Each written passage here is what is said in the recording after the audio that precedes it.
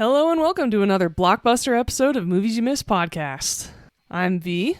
I'm John. And for all our returning listeners, welcome. Nice to have you back. And for all of our new listeners, we are two industry veterans who love to recommend movies to you without spoiling them. No spoilers here. And to top it all off, we've been friends for over 27 years. And we're still doing this. So clearly you have not gotten fed up with me just yet. Oh, and right back at you. You haven't gotten fed up with me. We could probably make it to 30 years. Oh, I think we could go another 3 years on this and then just call it quits. Yeah, I think I'll be over it by then. Well, I kind of hope not. No, of course not, especially because we've been doing this podcast for over 2 years and it's only made us closer. So clearly something's right with our friendship and we love talking about movies. So thank you all so much for joining us today. And since it's summertime, we decided to pick two 90s summer blockbusters. This was an episode that was actually supposed to come out a couple weeks ago, but because of the unfortunate passing of Donald Sutherland, we pushed this episode. So for those of you who've been listening in the last couple weeks, you know we've been talking about these two movies for quite a while now. A little bit. My sister mentioned recently in a phone call that, God, you really talk about John's movie a lot. I'm glad you're finally doing it. Awesome. So apparently here we are. It's coming at you. It's our new twister where we just mention it a hell of a lot until we finally discuss it on the podcast. Yes. So awesome. But before we get into that, we love to discuss the new movies we saw either in theaters or on streaming this week. Yeah. And unfortunately, I did not make it back to the theaters this week. So this is 3 weeks in a row, not because there was nothing to see, but I ended up just getting a little bit overstimulated over the last week with 4th of July and parties and hanging out with people. So I just decided I would stay home on my final day off and watch some movies that I've seen 1,000 times and a brand new movie that I had not yet seen. And everybody knows, well, most of our audience, I'm sure, knows that I do not like Netflix-produced movies. I like a few of them. There's a handful. This is going into the category of enjoyed, which I was very surprised about because I didn't really know a whole lot about this movie except for who stars in it and the fact that it is the 4th installment of the Eddie Murphy, Axel Foley, Beverly Hills Cop series of movies. And I gotta say, this one was pretty awesome. It's definitely not going to be an Oscar contender, but it's a lot of fun. Eddie Murphy is fully back as Axel Foley. Nice. Yeah, had to do it. But again, great movie, a lot of fun. I would probably watch it again. I don't think my wife is ever going to be interested in seeing it because she was not a big fan of the first one, which is a bit ridiculous in my opinion, but I agree. That's okay. Yeah, love the first one. First one's great. And again, like I said, Judge Reinhold's back. A few other familiar faces are back. And Joseph Gordon-Levitt is in this one. So that was kind of a fun surprise. And also, shout out to my buddy Derek, who actually worked on the second unit of the movie. And when the movie did come out, he posted a whole bunch of his BTS pictures and videos from being on set. So congrats to Derek and congrats to Eddie Murphy for having a good movie after several years of not having a good movie. Awesome. Yeah. So, V, did you see anything on TV or in theaters? Unfortunately, no. I need to go see Kevin Costner's new movie Horizons, but it's 3 hours long, so I need to plan for it.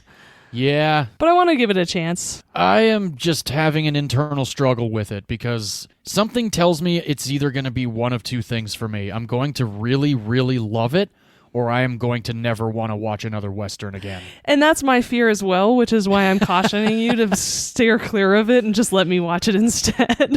Well, I don't know. I mean, Steve from Whiskey by the Fire, he went and saw it today, and he said it was very enjoyable, but he did mention something about a show that was very Western that he thought was better, but the cinematography in Horizons is amazing, and he's excited for the second part, because this one, of course, does nothing but set up part 2. Anything. Yeah.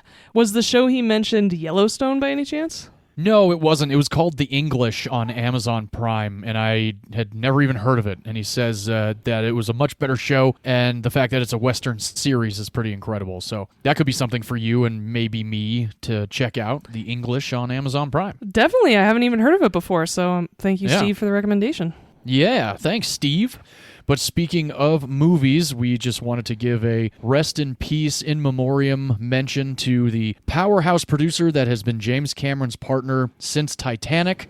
John Landau very sadly passed away over this last week. He was only 63. He was battling cancer. Awful.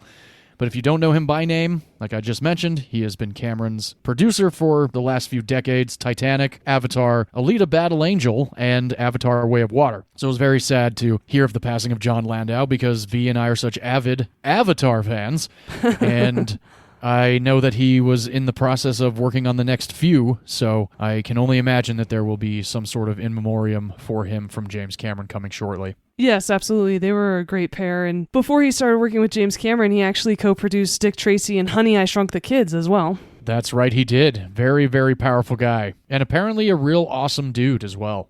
Oh, that's nice to hear about a producer. Yes, it is. So again, John Landau, rest well in cinema history. We will miss you and your fantastic producerial capacity. Yes. Well, alrighty, it's that time. Grab your popcorn and clean your barbecues. We are going to dive into Summer Blockbusters this week.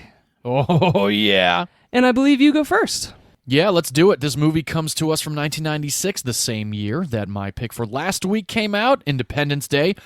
You know what? Let's just talk about Independence Day some more, because I didn't talk about it enough last week. I'm in. All right, perfect. Independence Day is written by Dean Devlin. No, I'm kidding.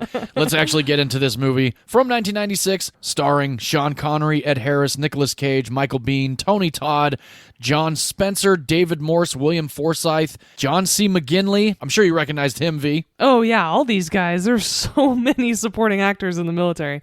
There really are. And that was one thing that I actually really enjoyed about watching it, is that there are so many recognizable faces on the good and the bad side of this movie. And baby Danny Nucci. That's right, baby Danny Nucci. If you don't recognize him by name, he was Fabrizio in Titanic, who also met an unfortunate demise in Titanic. Yes, and he also makes an appearance in one of my earlier picks, Crimson Tide, one of my very early picks, in fact. Yes. He was the seaman who talks about the Silver Surfer.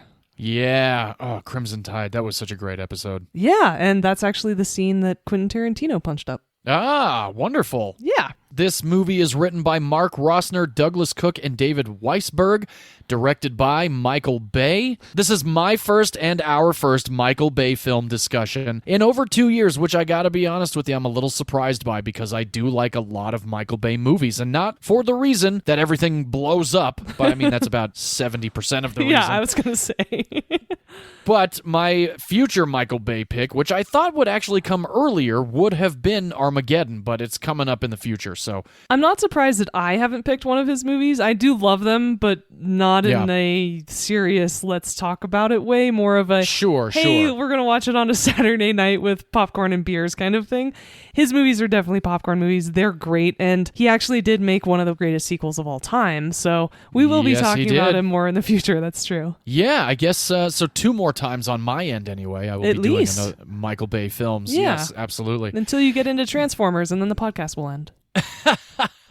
I don't think I'm ever going to do a Transformers movie, but you never know. The first one is still pretty badass. Fair, but I would probably use my veto powers. Yeah, that's fine. But luckily you didn't use your veto power for The Rock. Welcome to The Rock. Like I mentioned before, this film stars Sean Connery, Nicolas Cage, and Ed Harris as the 3 main men that we see on screen. Also John Spencer and David Morse and William Forsythe. They all share a lot of screen time. Michael Biehn comes in a little bit later. But before we get into a little bit more of that, yes, I know, V, you're very excited to talk about Michael Biehn again. Always. I mean, why not? He's a badass. You have done 2 movies that star Michael Biehn, directed by the same director, so you've got 2 on me for James Cameron, which is also another kind of mind-boggler moment. Absolutely wild. I've only done one, True more. Lies. Yeah. Titanic is on the list, everybody. Don't you fret about that. It will be on the list. But let's get back to The Rock before we get too much into tangents. Too late. The Rock, yeah, I know. I guess we are a little bit late. The Rock opens up with a general named Francis Hummel. He's recruited a group of ex-covert operatives to help him.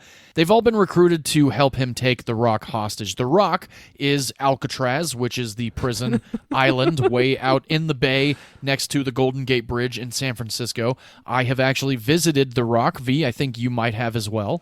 I have, and thank you for clarifying that we are not, in fact, talking about Dwayne Johnson. Right, yes. This is not The Rock, Dwayne Johnson. This is The Rock Alcatraz. Yeah, that would be interesting if Ed Harris somehow managed to take Dwayne Johnson under... All about him trying to escape the whole movie. That could be fun. I think we just wrote a blockbuster mega smash right now. Especially... So don't anybody take it. We're copywriting it right now. I'm on the website. I'm getting copyright. We're all good. Moving forward. Especially if Michael Bay directs it. Oh, yeah. Well, I'll be co-director then, because I would love to direct something with The Rock in it. That would be awesome. Dwayne Johnson. So, like I said, Francis Hummel has recruited these guys to help him take The Rock hostage. The Rock is a tourist trap. Everybody likes to go and see it and, kind of learn the history of Alcatraz, which I did back in, I want to say it was early 2010. My sister used to live up in San Francisco, so my family and I would go up there and visit her, and this one time around we did go to Alcatraz. It was a very cool, very fascinating trip because all I'd ever heard was that nobody ever escapes. Now, this movie has Sean Connery's character, John Mason, actually being a successful escapee. And there is history of a few guys that actually have successfully escaped from Alcatraz as well and never heard from again, which is really a trip, like Shawshank Redemption, any kind of prison break movie. It's like, well, where did they go, Well, and being up in the Bay Area, my family's from the Bay Area, and I actually spent 10 years there as well. My cousin Brian did the swim. It's called Escape from Alcatraz. Oh. And No it's way. a yearly swim that a whole bunch of people sign up for, and they literally swim across the bay from Alcatraz to the shore, and it is absolutely nuts because the currents are insane, it's cold, Yeah. Oh, yeah. and there are sharks. Whoa. It's so hardcore. Well. I cannot believe that people do it, and I was so proud of my cousin Brian for doing it. I was like, I will never, ever dive in that water. Yeah, I don't know if I would either. I don't know. I mean, if I get one nick, I bleed. So sharks will have me for lunch for sure. Definitely. But a little bit more about The Rock before we get into a lot of the behind the scenes and more tangents of this episode. So Francis Hummel has gotten in touch with the FBI and the government saying that he has a whole bunch of missiles laced with VX gas that he is going to launch over the city of San Francisco and pretty much liquefy anybody within a certain mile radius. And the reason why Francis Hummel is doing this is because he is an ex-general. He has a major problem with how the government has been handling the deaths of previous soldiers and ex-covert operatives that have been under his command. And he wants to see the families taken care of like the government promised, and he also wants to see the fallen combatants honored the way that they are supposed to be honored. So in a way, this kind of works out with your pick of last week with Born on the 4th of July. It actually kind of does, and the beginning of this movie when they introduced General Hummel, first of all, he has all the medals. Oh, yeah. When he's Every dressed one of up them. in his uniform, I was definitely blown away. You can certainly tell who this character is and the experience that he has. But when he's talking about why he's doing all this, I'm like, oh yeah, I totally agree with him. Oh, absolutely. And it's crazy. My family has been military, and V, I know you mentioned yours has been as well. Mm-hmm. It's crazy to think that there are many fallen soldiers and families that still are very unfortunately not taken care of as well as they should be. Well, and how many veterans are homeless right now in this country? We Exactly. certainly need to take care of our veterans better than we do. I completely agree. So beyond Francis Hummel getting in touch with the FBI about this whole scenario, we also are introduced to Stanley Goodspeed, played by Nicolas Cage. He is a biochemist. He's also got a bit of a record fetish, and this record fetish thing actually comes from Nicolas Cage as a person. Oh, of course he is it a does. big vinyl fan. And I thought it was funny that he, in the movie, dropped $600 on a Beatles record. I mean, I probably could find that at Amoeba for 50 cents right now. Well, my mother, I will never forget her face when I told her this for the very first time, that I thought the Beatles were overrated. Oh, I've told many people that, and I don't like feel them. that. I'm not a big Beatles fan. Me either. I'm really I've not. never been a Beatles fan. I'm so sorry, Mom. I think because of the cultural moment, a lot of people her age versus our age respect how important they were Sure. for the evolution of music and things. And that's where I am. And I respect them as a Yes. trailblazer and, Right. breaking all the pearl-clutching moms in this country of like, oh my gosh, they have long hair. Exactly. But musically, I've never been a fan of their music, and I apologize. Oh, there's nothing to apologize about. I think I like 4 of their songs out of their entire discography, and that's fine. Not everybody needs to be a Beatles fan. But apparently Nicolas Cage is. Yes, Nicolas Cage is. And like I mentioned just a few seconds ago, Stanley Goodspeed in this movie, played by Nicolas Cage, is a biochemist, but he is a biochemist for the FBI, so he has a whole lot of pull, and, he's, for movie's sake, the go-to guy. And we're introduced to him not only for his record fetish, but his department gets a suspicious package that he has to open up and figure out what's going on with. He ends up dismantling this bomb, and we also find out that he's able to dismantle bombs. This information ends up getting to FBI Director Womack, played by John Spencer. John Spencer then recruits Stanley to figure out a way to get to Alcatraz and dismantle these missiles without Francis Hummel knowing that it's happening. And the only way that Stanley, can actually accomplish this is by trying to convince John Mason, played by Sean Connery, who is an escapee, successfully, of Alcatraz, the Rock, to show him the inner workings of the island. And for the rest of the movie, we're gifted to not only Nicolas Cage and Sean Connery in the rest of the movie together, and firing off some of the most fantastic improvised dialogue that I've heard in a 90s movie. And the best part about it is improvised. It's not written. It wasn't like, really? we gotta force the comedy. Yeah. None of the comedy, I feel, is actually forced in this movie. A lot of the dialogue that Nicolas Cage actually says is improvised by Nicolas Cage. Nicolas Cage wanted Stanley to not be so much a heavily swearer, so he would abbreviate things, which, and this is one of my favorite parts in the movie because it's so ridiculous, but it's one of those moments where as a human, I don't know, it's weird. I think it works because it kind of, listen to this real quick and we'll talk about it in a second. What do you say we cut the chit-chat? A-hole! You almost got me killed twice, and my jaw hurts like hell. I love that this behavior sets up who this character is as a person. Oh, definitely. And I like that there's this juxtaposition between him and the rest of the military guys, because of course SEAL Team 6 comes in and leads him and John Mason into the Rock because Stanley Goodspeed couldn't do him himself. And he even says when when the director takes him aside, he's like, hey, I hear you're the chemical freak. And he goes, no, I'm the chemical super freak. Yeah. Just very entertaining dialogue and kind of almost like, would somebody say that in a situation like this? But again, I think that scene works very well. I actually really enjoy the scene where Stanley goes into the interrogation room with Mason. I think that whole thing is fantastic. I love that Mason later on is like, I need to get a haircut. I want this kind of a room, like with a view, etc. Like put me up and, show me a good time before I help you guys. And he's only asking these things because he's been in a cell, almost solitary confinement status, for the last 30 years. I mean, if I ever were a felon or anything like that and had the knowledge that I had about some sort of place like this, and I was then recruited and asked to get involved with it, I would totally ask for the full treatment. What would you ask for? Good question. It would involve movies. It would involve some of the hardest to find bottles of scotch that could ever be acquired, especially some bourbons, and just a really awesome room similar to my theater room that I could watch Jurassic Park in endlessly. And then meals of just a whole bunch of awesome steaks and lobster tail and crab and shrimp and just a bunch of surf and turfs for me. That was my first thought, food. Food, yeah. I know, I always think about like the last meal, articles that I read about certain people that have been in prison and that are on death row. But anyway, let's get back to The Rock a little bit. A couple other scenes that I am actually a big fan of are the underwater sequences in this movie. They're pretty badass, and they are done somewhat practically. A little bit of them is done with miniatures, but Sean Connery and Nicolas Cage actually were not the biggest fans of going underwater under that fire because they thought that things were going to go wrong. They didn't end up going wrong, but they still were actually really hot underwater because the flames were so massive. I mean, This is a Michael Bay movie, so of course the explosions are going to be pretty awesome. Sure, he used napalm. I feel like he might have, yeah.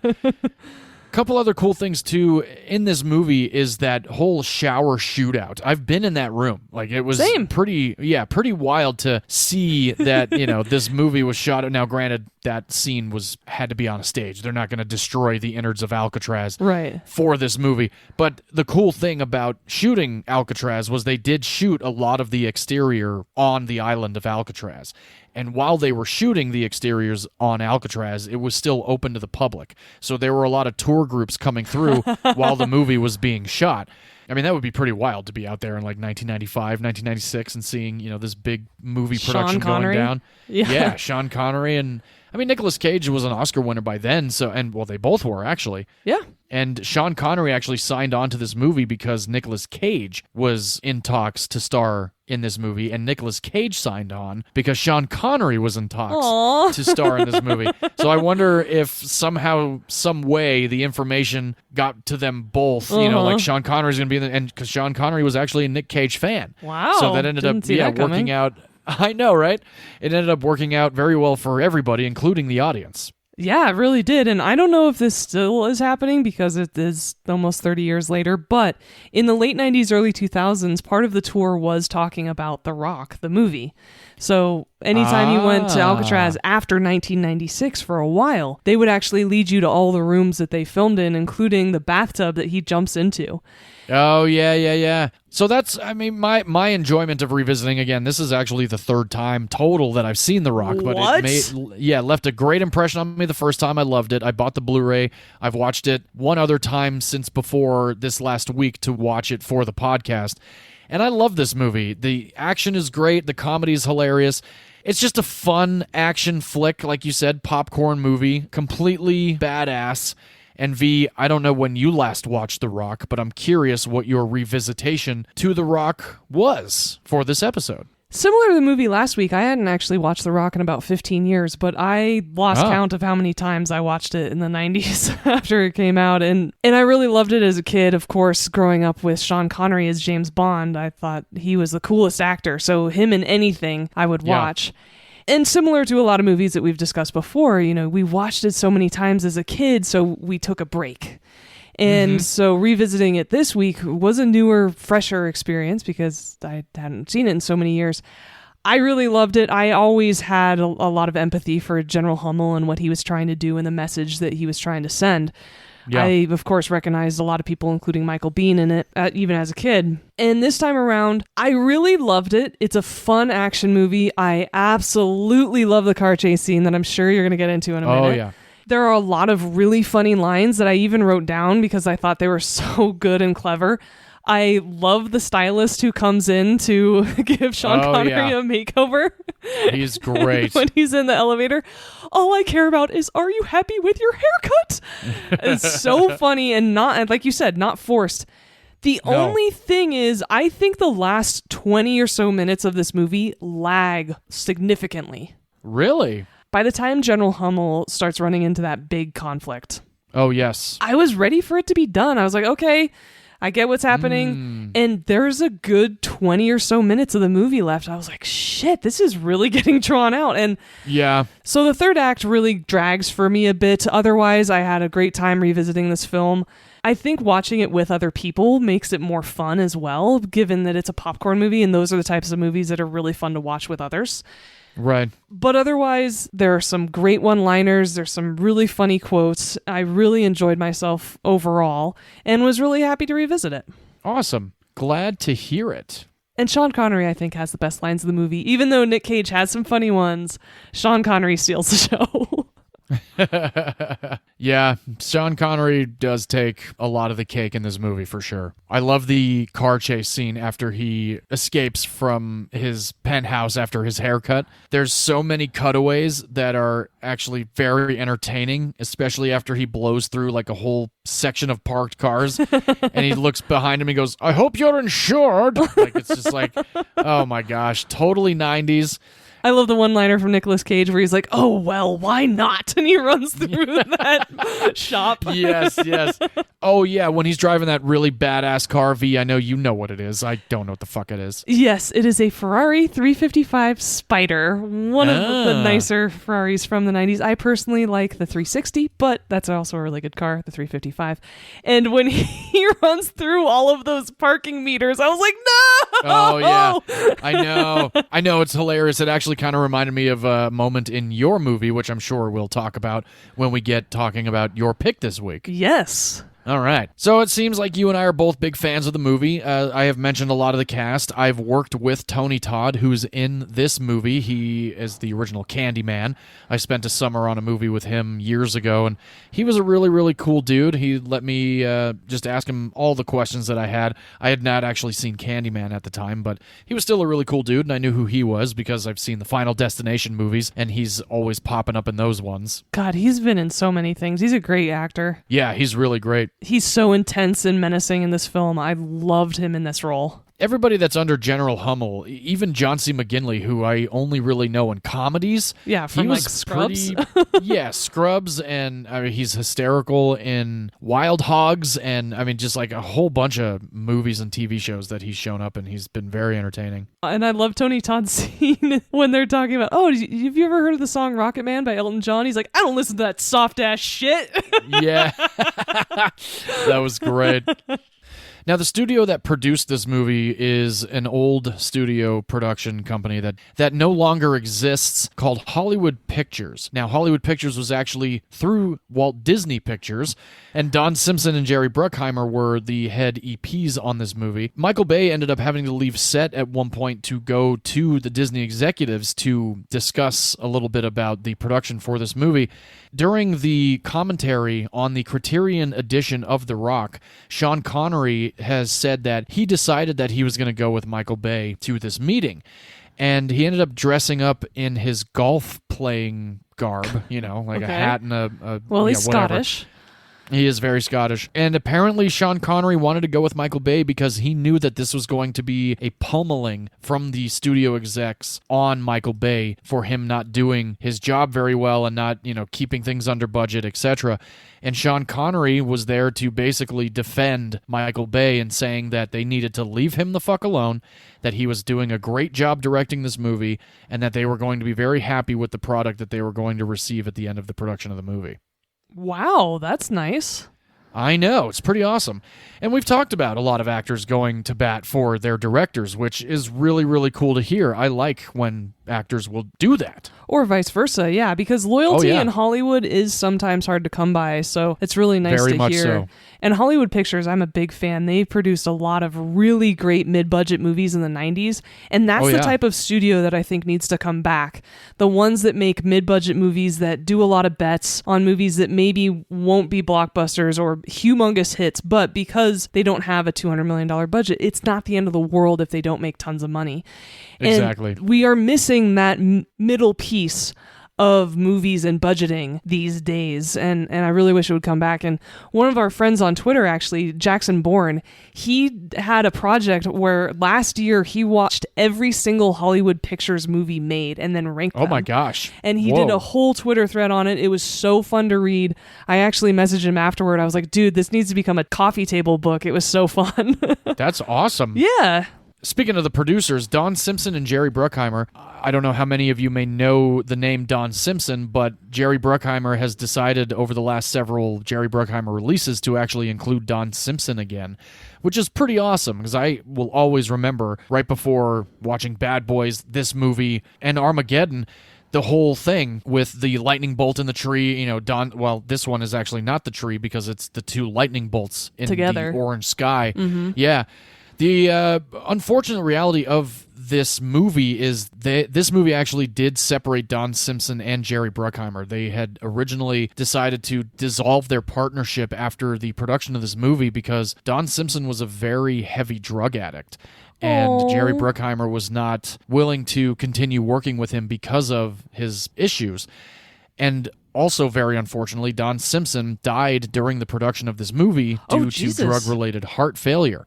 And that's really shitty. It sucks that it was going to come down to that. They definitely knew what they were doing in the 90s. And Nicolas Cage is actually quoted saying the main reason he took this, not only because of Sean Connery, was because of Don Simpson and Jerry Bruckheimer as producers, because he knew that their movies were going to be something that everybody was going to resonate with. Mm-hmm. And he was right on the money because... yes, absolutely.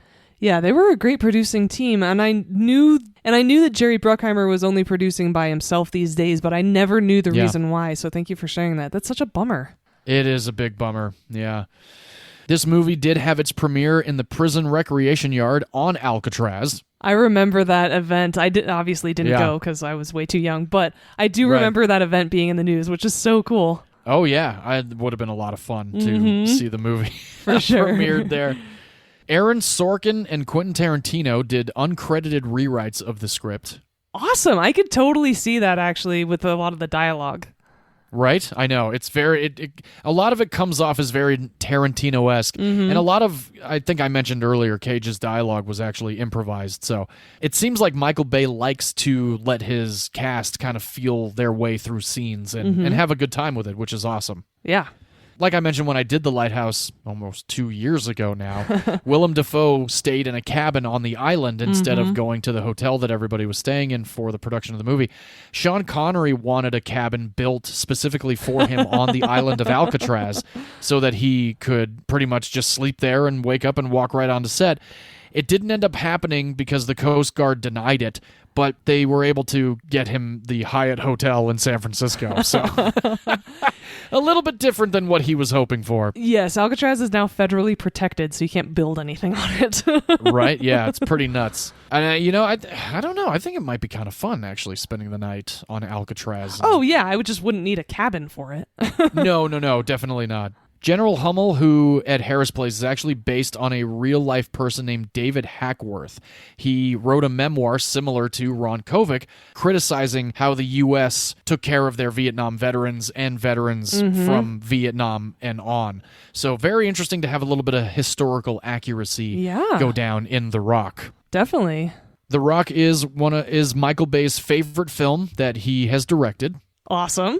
He has also, well, not he himself, but a lot of people on the production have done nothing but, unfortunately, squash Michael Bay because he's not a very nice person to his crew members. No, but he's not. a very, very nice guy to his cast, which... Not cool. Not cool at all, man. Not cool. That's like, oh, I'm nice to everybody, but I treat waiters like shit. Yes, unfortunately, that is what Michael Bay is known for, but, it is what it is.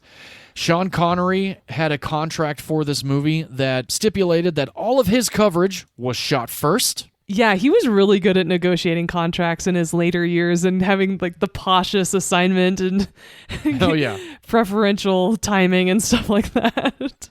Definitely. But still pretty cool. Yeah, and he has my all-time favorite line in this movie. Which is? You sure you're ready for this? I'll do my best.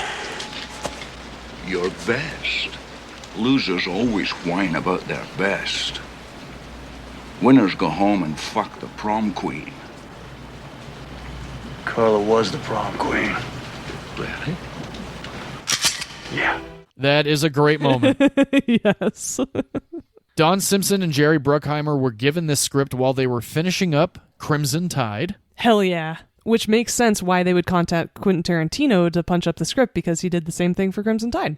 Exactly, I know. Ed Harris was not thrilled with the excessive use of coverage that Michael Bay liked to shoot. He did not like any of his close-ups. He didn't like a lot of his wide shots. But, they ended up coming to an agreement, and it seems like Bay used all the shots that he wanted to use anyway. Poor Ed Harris has some horrible on-set experience between that and The Abyss. That poor guy. Well, speaking of The Abyss, Michael Biehn is in this movie, and they both work together in The Abyss, and in this movie, they are also going up against each other. So that kind of worked out for both of them. They're so good together. They play off each other so well. That shower scene is my favorite scene of the whole movie, I think. Oh, it's pretty fucking awesome. One other person that was considered for Mason, who Sean Connery ultimately ended up playing, was Arnold Schwarzenegger. The only reason why Arnold Schwarzenegger passed on this movie was because he was only given an 80-page version of the script that had nothing but notes from studio executives all over it, so he didn't take it seriously and think it would go anywhere. When he finally ended up seeing the movie, he was really upset that he did not get a chance to be in the movie. So years later, he and Stallone came up with an idea to do a movie similar to this called Escape Plan, and they made that movie instead. I don't remember that movie, so... Oh, no? Oh, it's really not good at all. I was going to say, so that tells you how good that movie is. Exactly. No, he would have been horribly miscast in this role. First of all, how does that man with that bulk and that chest swim across the bay? It's not going to happen. And how is he going to shimmy down wherever he needs to go inside the rock to get out of it? No, Sean Connery was much better casting for the film. I completely agree. And speaking of Sean Connery, there is a theory that Sean Connery in this movie as Mason is James Bond. Yes, I fully subscribe to that theory. I think it's so cool. Yes, because the last James Bond movie that Sean Connery was in came out in 1983, and the time gap between that and this movie synchronized with each other. I thought that was pretty hysterical. Although a happier ending is that he was Indiana Jones' father. That is very true. Tony Scott was originally set to direct this movie. Nice. That would have been a completely different movie, and I think both versions, well, the Michael Bay version we have is great, and I feel like the Tony Scott version would also be great. I think it would be more intense and less funny, though. I think you're right. Yeah, I think it would be a little bit more heavily drama than the comedy aspects to it. One fun thing about this movie about Nicolas Cage and Sean Connery is that in 1988, Sean Connery won the Best Supporting Actor for the worst gangster movie I've ever seen called The Untouchables. Yes. Who presented Sean Connery with that Oscar? Was it Nick Cage? It was Nicolas Cage. That's awesome. So awesome. Another favorite of ours here at Movies You Miss Podcast, Guillermo del Toro has called The Rock one of his most favorite films of all time. Perfect. I know, so That's awesome. Really surprising. That's so out of left field. Yeah, no though. monsters, nothing at all. Yeah, complete human story that dark Guillermo del Toro. and Right. So funny. This movie came out on June 7th of 1996, so right before Independence Day, this movie was dropped. Mm-hmm. This film had a $75 million budget. Same as Independence office, Day. Exactly, same as Independence Day. The domestic box office for The Rock was $134 million. The worldwide box office was $335 million. And I did the highest grossing films of 1996 last week with Independence Day, so I will just leave you with the fact that The Rock was the fourth highest grossing film of 1996. That is The Rock, directed by Michael Bay, starring Sean Connery, Nicolas Cage, and Ed Harris. V, I'm so glad you enjoyed it again, and that we were able to finally bring this episode to our audience. Me too. What a great summer movie. Thank you so much for picking it. Absolutely. So now I think it's time to put the pedal to the metal and talk about your film, which has one of the worst, most fantastic masterpiece sequels ever made. Now that is an intro. Yeah. I cannot believe you watched the sequel after watching this film last week. Oh, I watched it immediately after. I had to. We'll get into it in just a little bit. So, V, why don't you take it away and tell us what you picked? All right. Thank you, sir. Yes. I'm actually going to use a clip from The Simpsons to introduce my film this week. Perfect. I saw this in a movie about a bus that had to speed around the city, keeping its speed over 50. And if its speed dropped, it would explode. I think it was called The Bus That Couldn't Slow Down. So stupid. Sorry, I had to, just because I always think of that clip whenever I watch this film. It's all good. Which I hadn't seen in quite some time. Similar to the last couple weeks, I watched it as a kid all the time in the 90s and early 2000s. I took a big break, and then about 2 years ago, I rewatched this movie just to check if it held up. And you know what? It sure as hell does. It's a lot of fun. And I know that you'd only seen it once before. And yes, I had. A very long time ago, so I'm really excited to talk about your experience watching this film. For sure. But before we do that, of course, as all of you know, let me talk about the plot of Speed. First and foremost, I love the opening credits of this movie. Oh, the opening credits are awesome. Yeah, watching it this time, I was like, I don't remember this, but this is cool. I liked the whole way it was done. Yes, and for those of you who haven't seen this movie in quite some time or ever, it's actually going down an elevator shaft, and each subsequent floor shows a new credit name. And that sequence is actually a 35-foot miniature laying horizontally. Yes, I unfortunately knew that. You did? I did, I'm sorry. Oh no, that's okay. I just hadn't... I don't ever research your movies, but there was something about this the first time I watched it. I was like, how exactly...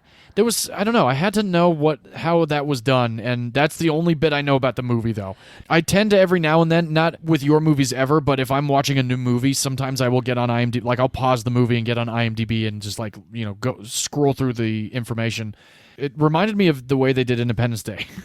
Yeah, absolutely. And that's totally fair. Every once in a while, there's one piece of trivia that I just have to know when watching one of your films as well. So totally fair. No problem. And once this sequence is finished, the camera actually settles on an elevator itself to a group of business people who have just finished a meeting and they're all packing in to the elevator. And unfortunately, once the doors close, an explosion occurs and the elevator starts to drop.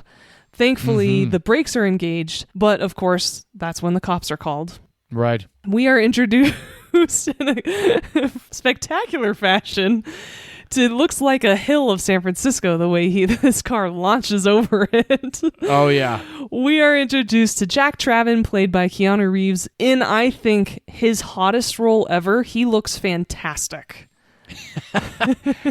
He looked pretty good. So And did Jeff Daniels. Who plays his partner. That's true. Harry, which is funny because you texted me watching the film last week and you were like, wait a minute, Harry, that's his name from Dumb and Dumber.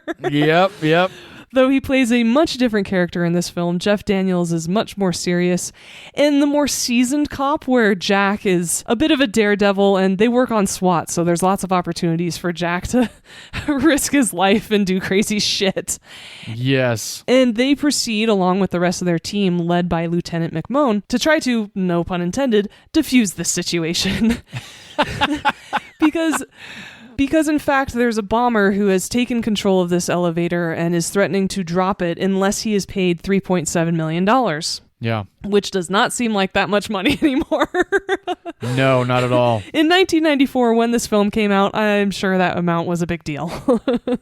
I imagine so, yeah. Now you need that to buy a house in California. Unfortunately. And Jack and Harry, instead of holding posts where they're supposed to, Jack really decides that he wants to go investigate it. And through this exposition, you realize that Harry, his partner, actually knows a bit about bombs and gets to examine it. And they have volunteered to do that with Lieutenant Mack. And they're in the elevator shaft. And thankfully, through their investigation and through some quick thinking on their part, they're able not only to stop the elevator from falling, but save all the passengers. Right. And Jack has this instinct that maybe this bomber is still here. He blew the trigger early, something happened, and no, he went early, that's so weird, he didn't get paid. It must be because he knew we were here. He knew we were touching the elevator, even though he told us not to try to save these people. Yeah. And so through Jack's instinct, they go investigate and find the bomber, played by Dennis Hopper, in a fantastic evil role. He was so good at villains. Oh, yeah, he was awesome. And through some rather spectacular action sequences, unfortunately, Dennis Hopper gets away. Yes. And Harry gets shot. Yeah. Which is a very funny moment of the movie, in fact. A little bit. But, unfortunately, the bomber, Howard Payne, had been planning this for years. He wanted this money, and Jack foiling it really pisses him off. So flash forward, I would say probably at least a month or two. Couple months. Yeah. Jack is grabbing his morning coffee, and you see that this is his regular stop. Everybody knows him by name, and he's got friends at the coffee shop, including a bus driver who seems to also get his morning coffee there every day. And Jack says bye to him, gets into his sweet 1970 Ford Bronco. Oh, yeah. Old Broncos I love. I've always wanted them. Unfortunately, they're now very popular and go for over $100,000 for some insane reason. Whoa. So I can't... Are you serious? Oh, yeah. They're such a collector item right now. Everybody wants early 70s and 80s Broncos for some reason. I don't know why. But I mean, probably because the same reason I want them, because they're cool and fun and retro. So I do know why, but it sucks because that means I can't get one. Yeah, right. Yeah, my gosh. Yeah, but while Jack is getting into his car, unfortunately, the bus driver who he just said bye to gets into his bus, and the bus blows up. Yo, I don't remember that part at all when I saw this movie. Again, I think this actually might be a scenario similar to you, V. I don't think I've seen this movie in 10 or 15 years. Okay. Well, I'm really excited to hear your perspective, and I'm glad that there were some surprising moments for you. Oh, yeah, definitely. And after this shock that Jack goes through, he starts to hear a payphone ringing. And for our younger listeners, a payphone used to be a public service. That's a telephone, and you put a couple quarters in it, and you could make a phone call. Oh, boy, oh, boy. He answers the phone, and lo and behold, Howard Payne is still alive after the elevator incident and is so pissed at Jack and is now going to hold a bus ransom instead. And this starts an awesome chase sequence, the first of many, of course, in this movie, where Jack jumps in that Bronco that we were just talking about and races towards this bus and tries to stop it because...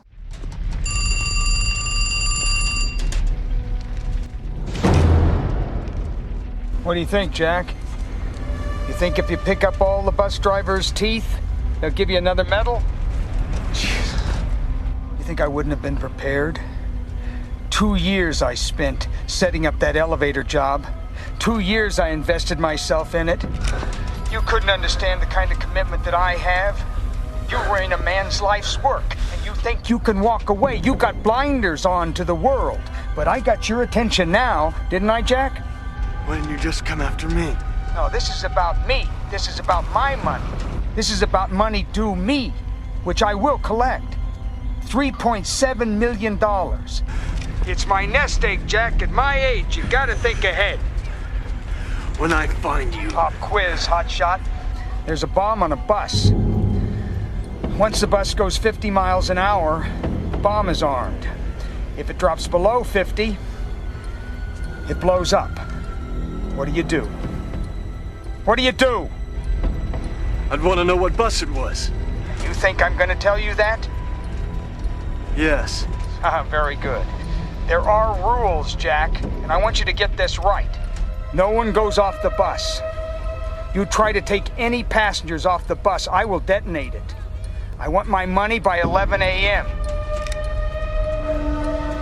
We can't pull that kind of money in time. Focus, Jack. Your concern is the bus. And don't try to call. The radio's down. Now, the number of the bus is 2525. It's running downtown from Venice. It is at the corner of Ocean Park, Maine. And this is also the moment where we get to introduce to Annie, who is Sandra Bullock's character. She unfortunately has to take the public bus because she has had her license revoked for speeding, which, girl, I totally get it. Has that happened to you? Thankfully, the speeding tickets I've gotten, I've been able to talk myself out of a couple of them. I did, in fact, have to take one, unfortunately. But I never got my license revoked, so I never had to take the bus. Thank God.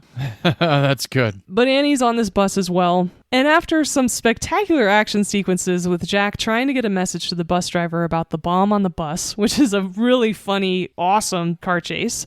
Yes. And finally, once he gets on the bus, he is now stuck there, and he spends the rest of the movie, along with Sandra Bullock, trying to stay alive, keeping this bus over 50 through many obstacles of downtown LA, which you and I know. Oh, yeah. Very acutely. And, yeah. And Harry in the background trying to collect some evidence and figure out who this guy is and how they can leverage anything against him to try to stop him from blowing up this bus. Yeah. There's some really great dialogue in this film. Thankfully, Jack has a cell phone at this point, and so there's back and forth between him and Harry, as well as him and Howard Payne.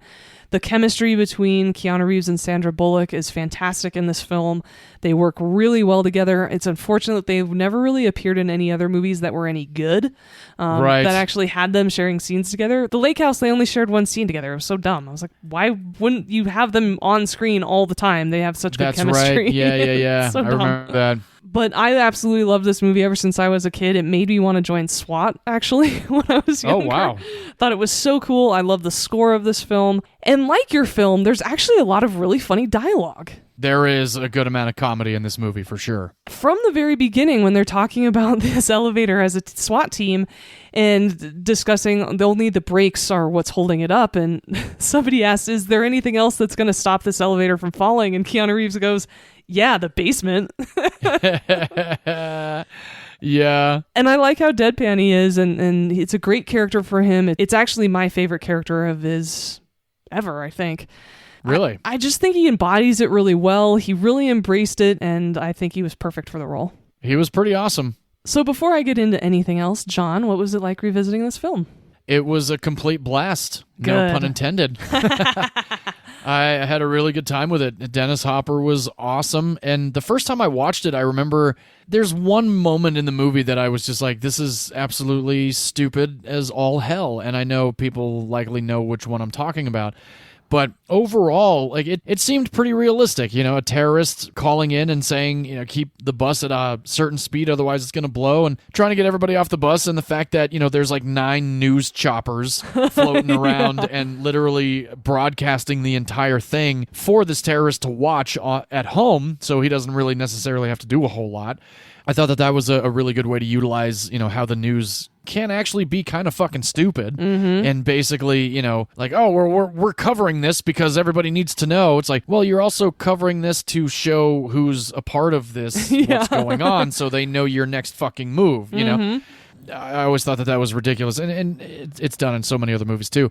But yeah, Keanu Reeves was great. Sandra Bullock was awesome. The background cast was great. I loved the tourist. I mean, he's from Twister. A lot of these people are from Twister, which was pretty cool. Yes, they are. And Alan Ruck, of course, is Cameron from Ferris Bueller's Day Off. Yes. And he's so obnoxious and annoying. He's perfect for this role. And when Annie unfortunately sits down next to him at the beginning of her bus ride, and he's talking her ear off, and she's like, oh, God. Yeah. Sandra Bullock actually improvised the gum being on her seat in order to get away from him. And Jean de Bont loved that so much, he kept it in the movie.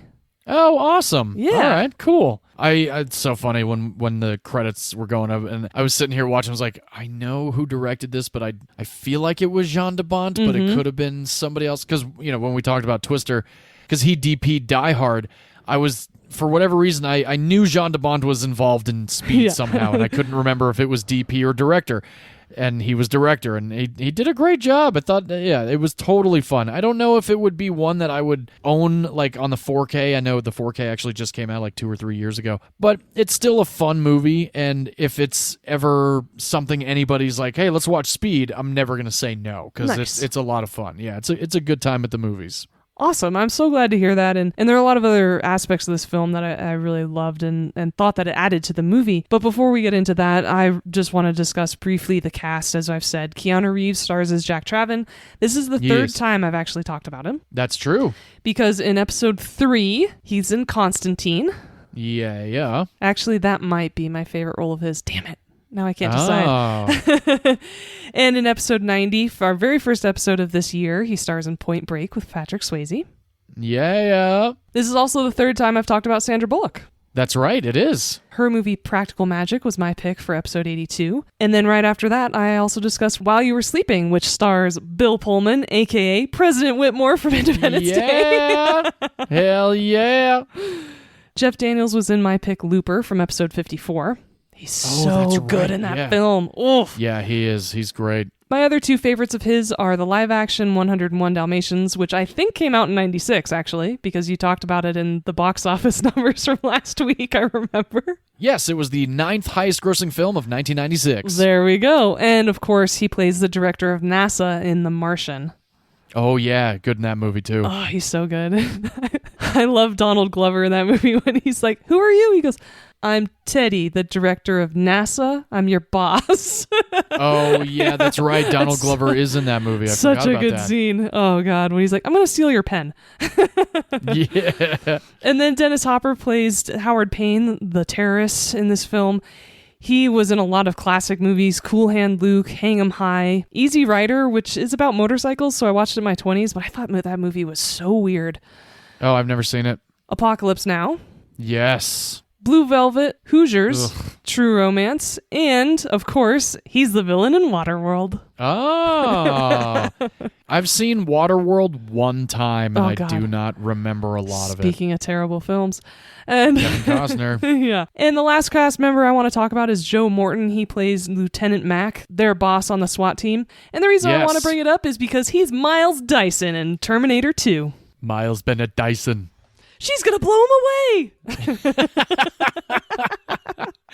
Awesome. Cannot wait to talk about Terminator 2. Before we started recording today, John and I were arguing about who gets to do that film. Yeah, it's going to be a tough battle. Yes.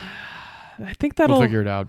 We will, but I think it'll be similar to another Arnold movie, True Lies, where we really did... Oh, yeah, It took us a while to figure out who was going to do it. That's true. That's true. It's okay. In the end, everyone wins because we get to discuss it. Exactly. Anyway, the writer of Speed is Graham Yost. He's written some fantastic action films. Oh. He wrote Broken Arrow, which isn't fantastic, but it is a lot of fun. Oh, it's a blast. Hard Rain with Michael Douglas. From the Earth to the Moon, which I'm pretty sure you've seen. Oh, absolutely. Yeah. He also wrote the movie Mission to Mars, which is funny because you and I mentioned that in passing a couple episodes ago. We did, yeah. He wrote Band of Brothers, at least the adaptation for it. Oh, man, that's an amazing series, too. The Last Castle with Robert Redford. He wrote and created Justified. I had to say it that way because you mentioned that one time that everybody says it with an accent. Justified. And he also adapted the book series Wool, which was turned into Silo, starring Rebecca Ferguson, which is now on Apple, which is very, very good. He wrote and created that series more recently. Okay, I actually have been meaning to start Silo. I have not done that yet. Graham Yost is a great writer. As you said, John DeBon directed this film as a cinematographer because he spent decades as a cinematographer before he jumped into the director's chair. And really what it came down to is he learned so much on sets and saw how different directors were doing things. He finally wanted to take everything he learned and do it the right way and jumped in to direct this, and I think he did a fantastic job. Awesome. That's badass. As a cinematographer, he did Cujo, All the Right Moves, Ruthless People, which is a great Danny DeVito Bette Midler movie. Oh, okay. It's so funny. Die Hard, of course, one of my early picks. Of course. Black Rain, The Hunt for Red October, speaking of Sean Connery. Yeah. Basic Instinct, and Lethal Weapon 3.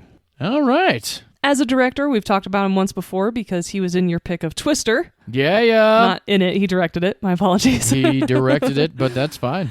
He also directed Lara Croft, The Cradle of Life, which is the sequel of Tomb Raider, which is not good. I haven't seen either of those movies. The first one's pretty awesome. And of course, he directed the sequel to this film. You damn right he did. Starring Sandra Bullock, Jason Patrick, and Willem Dafoe.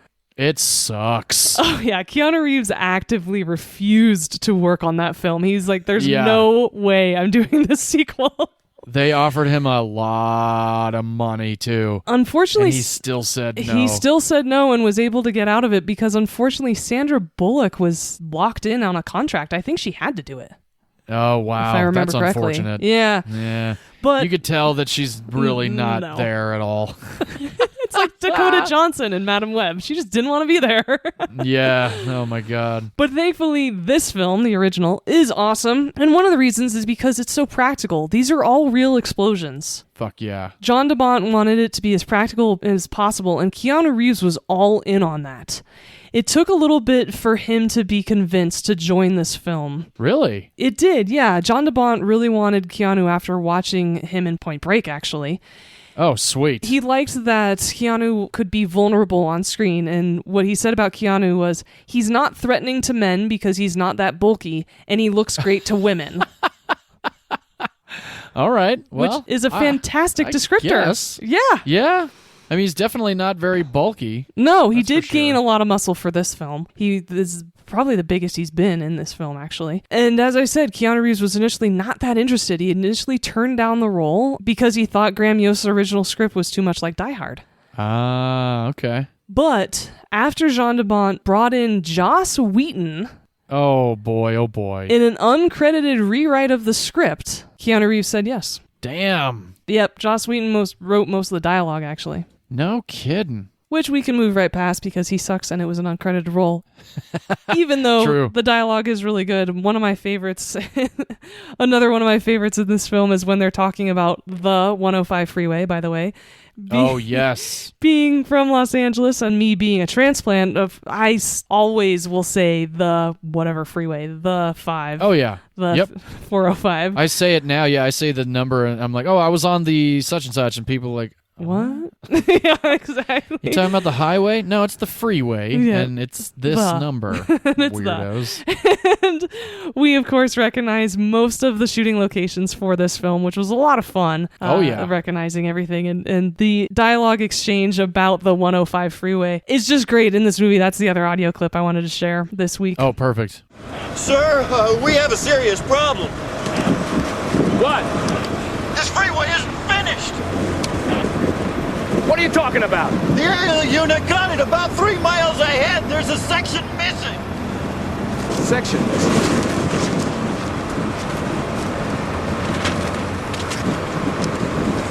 But it's on the map. It's finished on the goddamn map. I guess they fell behind. Fuck. You're fired. Everybody's fucking fired. I love that. So once Keanu Reeves and Jeff Daniels did sign on for this film, they trained with real SWAT teams. Oh, sweet. Yeah, which I would love to do. And if anybody's a fan of Keanu Reeves, go on YouTube and watch his gun training for John Wick. He takes it so seriously. Ooh. He's so badass when he's training for his films, especially his action films. And I can't say enough good things about that guy. Definitely. He's awesome. And speaking of practicality, Keanu did approximately 90% of his own sunts, including being tethered to the underside of the bus. Whoa! He did that stunt.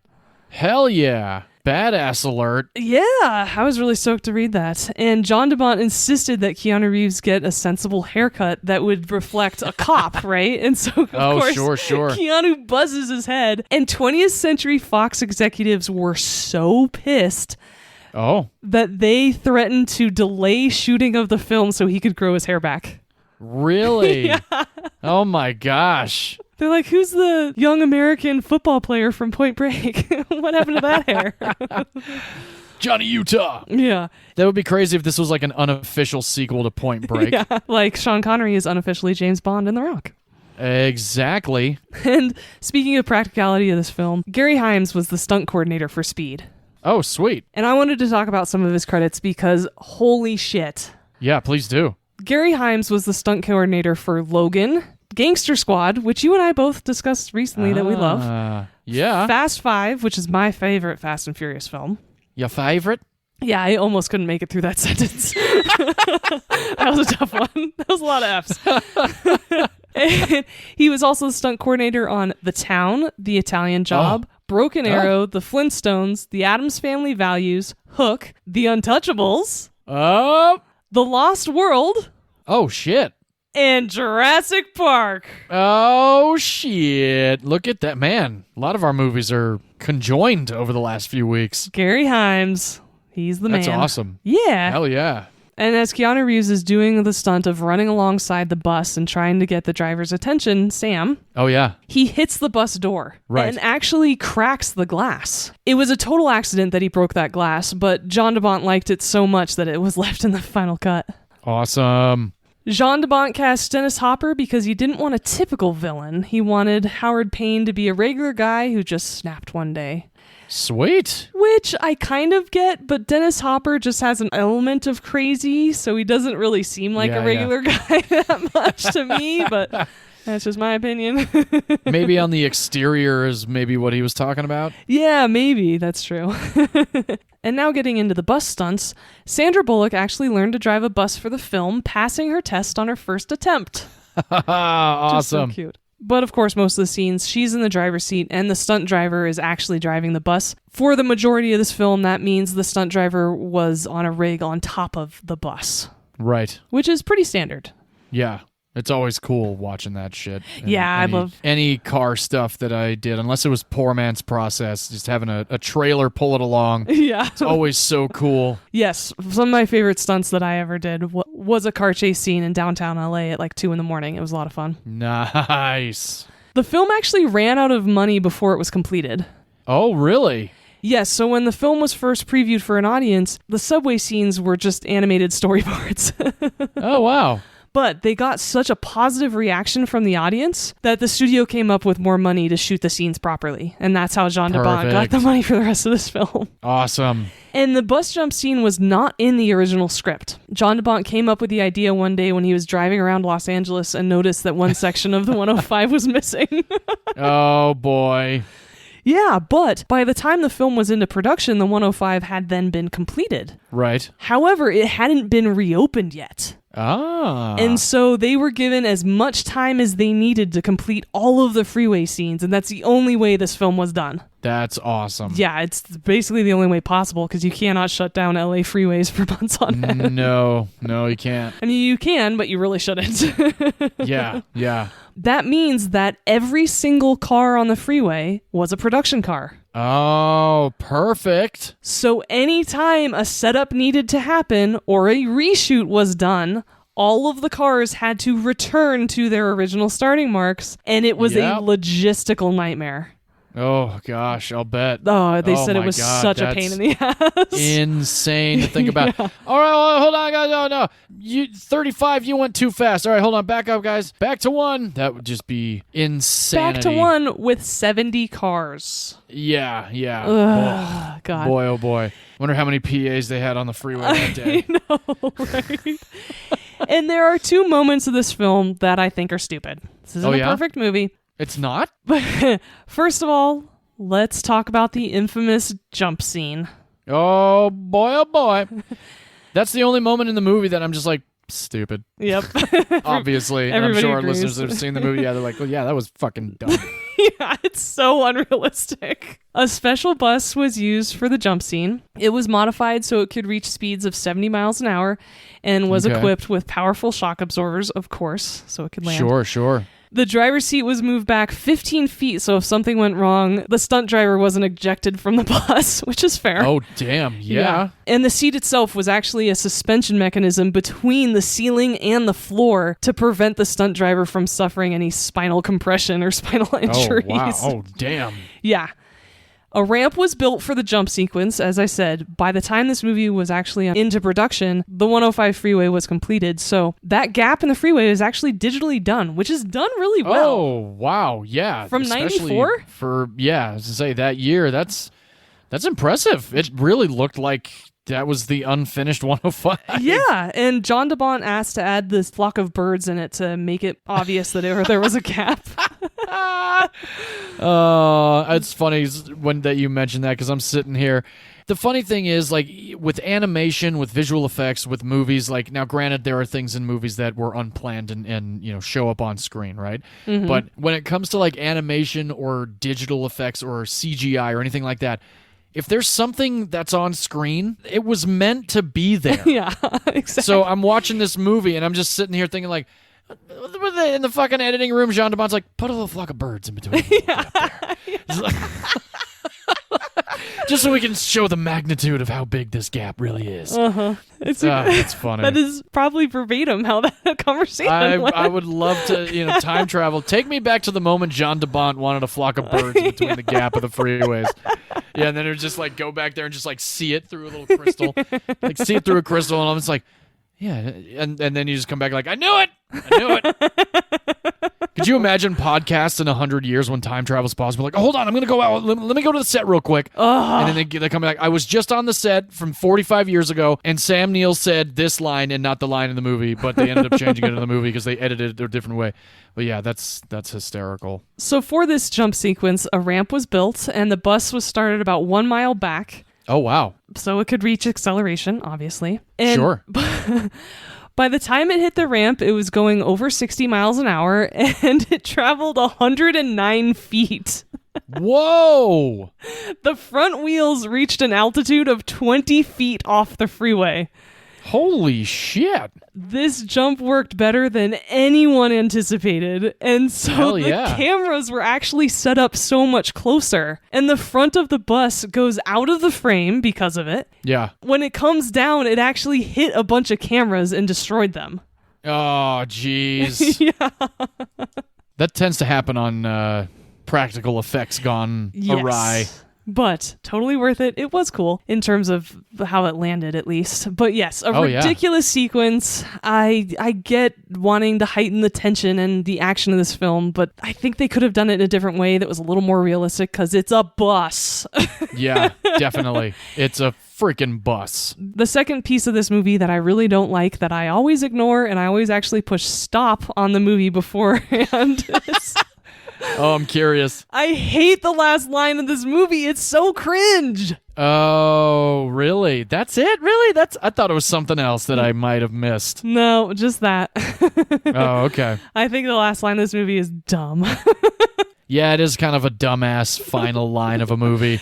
It just it leaves a little bit of bad taste in your mouth at the end, which is unfortunate because otherwise it's a pretty awesome action film. I've always really loved it. I'm so glad you enjoyed revisiting it. And John DeBont was actually given the opportunity to add back any deleted scenes of his choice. Really? Which happens when they do a special edition or another release. As you said, the 4K just came out a couple years ago. Yeah. He declined. Whoa. Wow. No director's cut. This movie was storyboarded so rigidly in pre-production that there was no excess scene filmed. Oh, wow. Very cool. Yeah, and so what they filmed is what we got. That's awesome. Hell yeah. Yeah. And 20th Century Fox, the production company that released this film, they realized they might have a hit movie on their hands when, during test screenings, the audience members would walk backwards when they needed to go to the bathroom so they would miss as little as possible. That's funny. Or just don't go to the bathroom at all. I know. Losers. Amateurs. Yeah, what the fuck?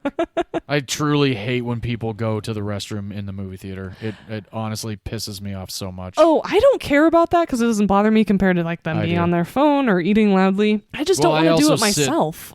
Yeah. I always do what I can to 'cause drain, but I do sit close so you're I a don't have to be near too many psychopath. people. Yeah. Yeah, but then people tend to walk in front of me Exactly. and not like the stadium seated me. So, yeah. And Speed was released on June 10th of 1994, my birthday.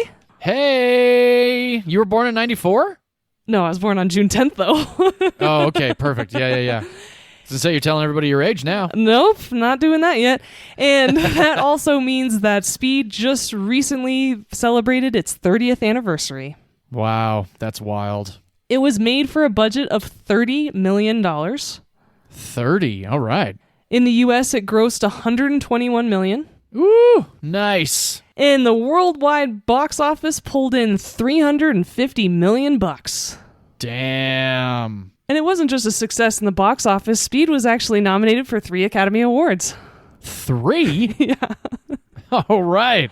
Dennis Hopper, Keanu Reeves, and the bus for making it over that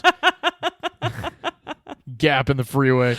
Only if they nominated for Best Stunts. There you go. But they still don't do it, unfortunately. No. But the categories it was nominated for were Best Film Editing for John Wright. Oh, sweet. Awesome. Best Sound Effects Editing, which it won. Oh, very cool. And because this was back in 1995 when these were 2 different categories, it also won for Best Sound. Oh, hell yeah. Yeah, so Speed is a multiple Oscar winner. Wow, that's cool. Yeah. That's more than I can say for The Rock. Or its sequel. 9 times out of 10, don't make the sequel. Right? Exactly. Yeah.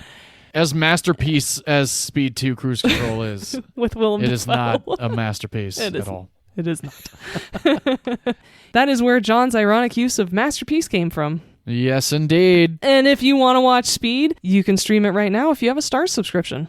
Oh, yes, and I actually completely forgot to mention that The Rock is available for rent on Amazon, Apple, Fandango, all of the streamers. So if you are unable to watch it for free, spend $4 and enjoy yourself. Yeah. And John, would you watch The Rock with your grandma? I think my grandmother would have had a good time with it. Awesome. Okay. Yeah. And V, would you watch Speed with your grandmother? I would. There are a few cuss words. I love Alan Ruck when he's communicating with Harry over the phone, repeating what Jack is saying. Yes. Oh, that is a Jack's great like, scene. Fuck me. Oh, darn. So yeah, there isn't much cussing. There are no sex scenes because this takes place on a bus. And Yes. it's pretty tame. I watched it when I was like 10 and I didn't have a problem with it. I feel like if it had come out now, it would be PG-13. Oh, good point, actually. Yeah, you're totally right. I've watched both of those films with my parents without a problem. Yeah. Well, all right, that wraps up our 90s blockbuster summer episode. And we're going a little bit in a different direction next week. John, do you want to tell our audience what we're doing? Sure, why not? We are going to honor Robin Williams with a few Robin Williams films. I chose a movie from 2002, directed by Christopher Nolan, starring Robin Williams, Al Pacino, and Hilary Swank.